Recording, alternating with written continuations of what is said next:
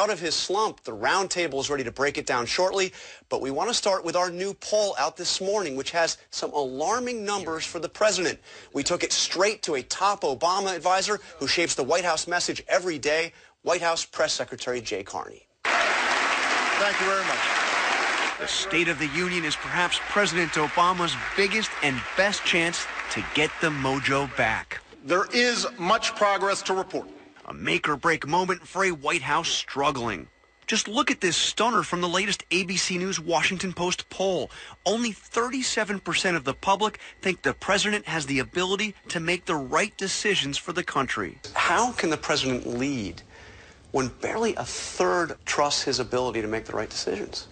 John, I think what we saw last year in 2013 was a Washington that did not deliver for the American people. And the president sees this as a year of action, to work with Congress where he can and to bypass Congress where necessary to lift folks who want to come up into the middle class. So if you look at last year's State of the Union address, the president made some specific promises. Raise the minimum wage. Raise the federal minimum wage to $9 an hour.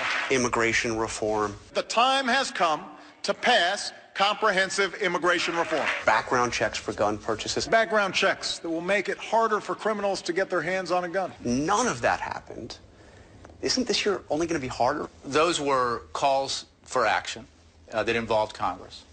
The president's very disappointed that the Senate failed to heed the will of the vast majority of the American people when it came to expanding background checks. On immigration reform, we're actually optimistic that 2014 will be the year that Congress delivers to the president's desk a bipartisan, comprehensive immigration reform bill that meets the principles he laid out and that he can sign into law. But it's what the president has already signed into law. We are done.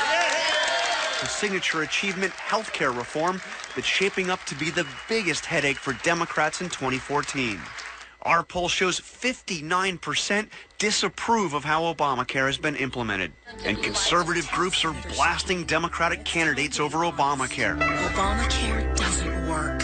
Will it have been worth it if you lose the Senate? I mean, you already lost the House because of the health care law. I'll tell you what. Will it have been worth it politically? Expanding access to quality and affordable health insurance to millions of Americans, reducing the growth in health care costs, which is happening. Would it have been worth it if you lose the Senate? That's a simple... This is not about politics. So the answer is, it is absolutely worth it, no matter what happens even if you lose the Senate. Because and I tell you, and I just disagree that Republicans are going to have a winning issue on this if they decide to run on it, because they got to explain what repeal means.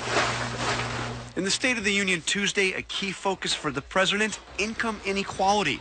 But many Republicans say the president is to blame for rising poverty.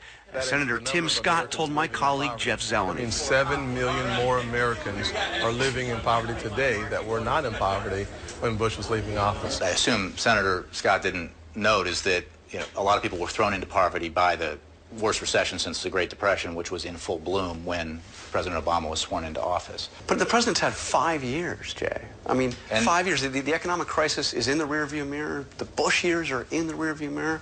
Doesn't the president bear some responsibility? His policies for the fact that the poverty rate in America has gone up. The gap between rich and poor is only greater. What I can tell you, John, is that the problem and the challenge the president has identified has been one in the making for over 30 years. Then there's the criticism leveled by the executive editor of the New York Times, who called the Obama White House the most secretive White House I have ever been involved in covering. You covered White Houses as a reporter for Time magazine. And bureau chief for Time magazine be satisfied with the level of openness and transparency with this White House? Well, Jay Carney, reporter, would never be satisfied with the amount of information that any White House or any congressional So Jay Carney would fight with Jay Carney? Well, what I would tell you is that you and all of your colleagues, my former colleagues in the press, absolutely have to be beating on us and others around Washington to get as much information as you can. I strongly disagree with that statement. I know from experience that it's wrong.